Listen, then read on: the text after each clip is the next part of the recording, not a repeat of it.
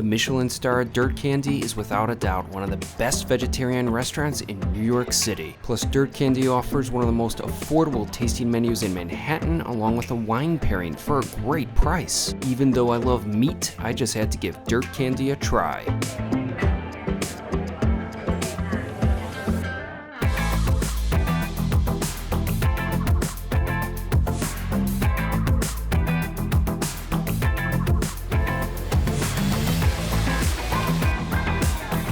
Today I'm here at the beautiful Washington Square Park, and right now I'm just relaxing and doing a bit of reading, but later in the evening I'll be heading down to the Lower East Side to dine at a very interesting Michelin starred restaurant. I'll be dining tonight at Dirt Candy, an all-vegetarian Michelin starred restaurant. I've been to 80 Michelin starred restaurants so far, but I've never been to an all-vegetarian establishment. Now, it's no secret, I love meat. But the fact of the matter is, I just love food, whether that's meat, fish, fruit, or vegetables. If it tastes good, I'm all about it. I just happen to feel like meat tastes the best. But I love vegetables, and I'm very eager to see how Dirt Candy can elevate vegetables to a Michelin star level. Now, I'm actually no stranger to vegetarian food. The longest relationship I was in, she was a vegetarian. And let's face it, having a good balanced diet with fruit and vegetables is just healthier. And I'm trying to eat healthier, although this place is a very affordable wine pairing, so I won't be drinking healthier. So with that being said, it's time to head down to the Lower East Side and dine at Dirt Candy. Dirt Candy opened in 2008, first in the East Village, but then it later moved to its present-day location on the Lower East Side. The restaurant is the product of Chef Amanda Cohen, whom bestowed the name Dirt Candy on her restaurant because, quote, vegetables are just candy from the dirt. Cohen has been nominated for a James Beard Award and is even an Iron Chef on Iron Chef Canada. Right off the bat, Dirt Candy was a critical hit, achieving 2 stars in the New York Times in 2009 and later received praise from Pete Wells in 2012. But it was when the restaurant made a pivot from a la carte to tasting menus that it began to capture the attention of the Michelin Guide. Dirt Candy earned its star in 2022 and is currently only one of 2 restaurants in New York City that have been awarded Michelin's Green Star. Green Stars are a somewhat new honor that Michelin awards to restaurants that combine eco-friendly commitments with culinary excellence. I arrived to the restaurant at 5:30 for my reservation. In terms of the interior, it was nice. The restaurant has a modern feel to it, and the place is certainly more spacious than Dirt Candy's original 18-seat location in the East Village. I particularly like the sounds of chirping birds playing over the speakers, although I was really only able to hear it while I was inside the washroom. Regarding the menu, Dirt Candy offers a single 5-course seasonal tasting menu. When the restaurant says seasonal, they mean it. It changes every season. I was about to enjoy Dirt Candy's summer menu. In terms of beverages, the restaurant provides some interesting options from cocktails to even veggie smoothies. One aspect that really makes Dirt Candy stand out is that they're a non-tipping establishment. When the bill comes, one will only have to pay tax. Taking that into account, the $18 price tag for a cocktail seems like a bargain for a Michelin-starred restaurant. As a point of comparison, I was dining at Porterhouse a few weeks prior to my dinner at Dirt Candy, and the cocktails there were far more costly to begin with, plus you would have to tip at the end. If one is just interested in drinking, Dirt Candy is an amazing spot for it. The restaurant also has a decent selection of wine, but a unique aspect of the collection is that they all come from women-led wineries. For me, I decided to go with the wine pairing, which was only $55. I love wine, beer, and spirits of all sorts, but the fact is, most wine pairings are typically out of my price range. As a result, being able to partake in Dirt Candy's pairing was a real treat for me. After ordering, it was time for the first course. However, it wasn't an official course of the tasting menu. Rather, the restaurant throws in a few surprises over the duration of the meal. The sort of amuse was a carrot waffle cone filled with carrot cream, creme fraiche, and seaweed caviar. It was a great bite to set the tone of the evening. The carrot flavor was spectacular, and I was surprised with just how much the seaweed caviar reminded me of actual caviar. Right before my next course, I was presented with my first beverage of the pairing. It was Fukusho Seaside Junmai Sparkling Sake. The brewery of the sake is located in Hiroshima and is owned by Mio Imada, who also serves as the master brewer. Imada is one of only around 30 female master brewers, or toji, in Japan. I really liked the sake. It had wonderful citrus notes and was incredibly alive and refreshing. It also paired nicely with my first official course, which was labeled simply as lettuce. The dish consisted of pickled iceberg lettuce, arugula, lettuce, and puffed rice. The intention of the dish was to celebrate lettuce, the sort of backbone for so many salads. I liked the dish. It had a variety of textures, but also temperatures with warm and cool elements on the plate, which made for an interesting course. Nevertheless, the dish was nothing that blew me away, but it was no doubt a creative salad that was pleasant to eat. Not long after finishing, I was presented with my next beverage. It was a glass of Torre di Beate Rosai Charosolo d'Abruzzo. The first thing that I noticed about the wine was its striking bright red color. In terms of its flavor, it was pleasant and light with nice fruity notes. I didn't have much of a wait until I was presented with my next course, which was labeled on the menu simply as tomato.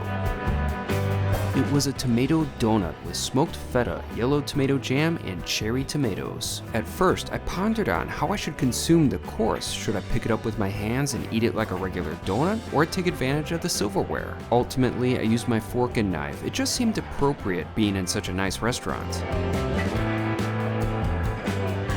After taking my first bite, I was in love. That donut was spectacular.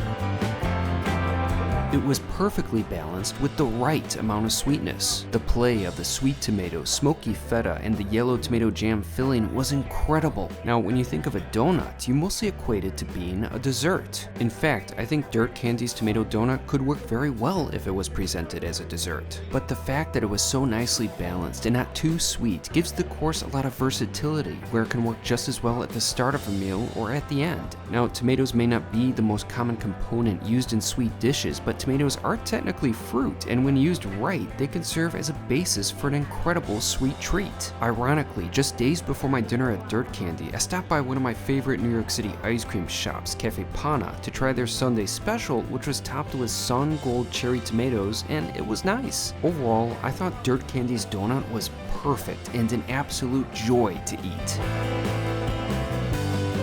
Next up was another surprise course. It was a sort of Asian-inspired noodle dish consisting of turnips and radishes and a sweet and tangy sort of soy sauce with sesame seeds. It was an alright dish. While the noodle was certainly fashioned in a unique way, the flavors were definitely familiar. As a sort of transitional course, however, it wasn't bad. Plus, I did appreciate the sort of unexpected surprises that were sprinkled throughout the menu. After finishing, I was presented with my next wine. It was a 2023 Lady of Sunshine Chevy, which was a blend of Chardonnay and Sauvignon Blanc from the Santa Maria Valley in California. The wine was very fresh, with a good acidity and a nice pop to it. It was a true joy to drink. Soon enough, I received the third official course of the night, which was labeled as corn. The dish consisted of corn orecchiette pasta with hominy scallop, avocado, and finger lime in a corn broth. Presentation-wise, I wasn't impressed. It just seemed like there was a lack of effort in regards to the visual appeal of the course. To me, it looked like a small dish that you would have on the side of a more substantial plate for dipping and the like. However, presentation is such a small factor when it comes to my enjoyment of food, and thankfully the pasta tasted great. The whole dish had an excellent corn taste that had a nice pop of acidity from the lime. It felt like a course inspired by Mexican flavors. There were some good textures in the creation as well. I really liked the dish overall, even if its look was less than stellar. Following the corn was the next wine in the pairing, the Robot Cochon from Julie Benoît. It's a Tempranillo wine from France's Languedoc region, which is right along the Mediterranean Sea. I liked it. It had a strong and bold flavor, which I can sort of say the same for my next dish, which was labeled simply as eggplant. poured tableside was a coconut curry. In the center of the plate was a take off of a corn dog, which consisted of Chinese eggplant sausage, and dill. Presentation-wise, it was a hell of a lot better looking than the last course. Plus, it was also fun. I was being served a sort of corn dog in a Michelin-starred restaurant. Although I didn't pick it up and eat it like a corn dog, rather I used my silverware, which was definitely the right move. It was a solid dish and probably the best savory course of the evening. The eggplant was wonderful, and I really enjoyed the panko breading. There's a sort of adage that vegetarian food has to be healthy, but that's not the goal at Dirt Candy. On the restaurant's website, the establishment states, "We don't care about your health. Our food won't make your skin glow, it won't make you live longer, it won't supercharge your free radicals with antioxidants. We simply want to make vegetables as delicious as possible." Dirt Candy certainly made eggplant pretty tasty. The curry was delightful, and there was even an eggplant sausage stuffed inside of the eggplant. Overall, the course was very enjoyable. Now, in terms of service, everything moved very efficiently. In fact, I was typically presented with the next wine before I finished the glass in my hand. But don't worry, I drank every damn drop of that wine I was presented with in the end. And speaking of wine, I was served my final glass. It was a 2018 Gewürztraminer from Alsace, France. Now, I'm not the biggest fan of sweet wines, but that was so damn good. There was so much flavor to it. The beverage was supremely balanced. It really was a perfect drink for dessert. Soon enough, that was exactly what I was presented with, which was labeled as onion. Yeah, the restaurant even incorporated onions into a dessert.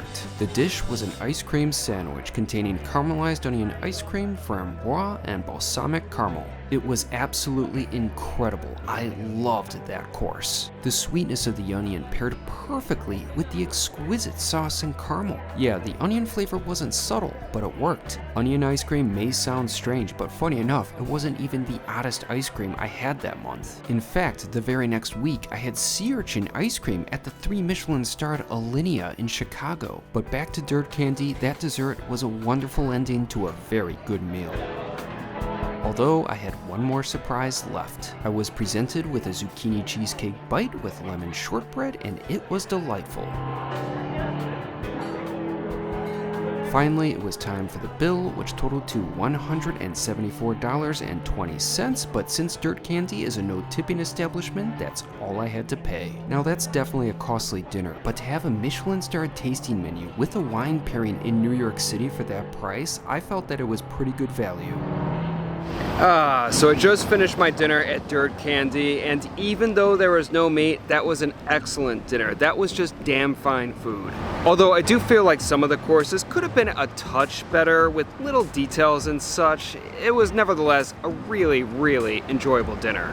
That tomato donut was an absolute masterpiece. That was hands down the best donut I've had this year, and certainly the most interesting donut as well. I also really liked my dessert. I mean, onion in an ice cream sandwich, I mean, how the hell does that work? But it worked. I really enjoyed that one. And even the courses that I felt could have been a bit better, they were still really good as well, and I really had a great time eating them. Plus, I really enjoyed the wine pairing. I felt they paired very nicely with every course, and for me, it was such a treat to be able to indulge in the pairing because that's something I frankly don't get to do very often. In summation, there's no way in hell that I'd become a vegetarian, but Dirt Candy provides good food, and that's what matters to me the most. And even if one is a carnivore like me, you'll certainly have a great time at Dirt Candy, and I will definitely return to that restaurant. Today was a great evening with a great meal.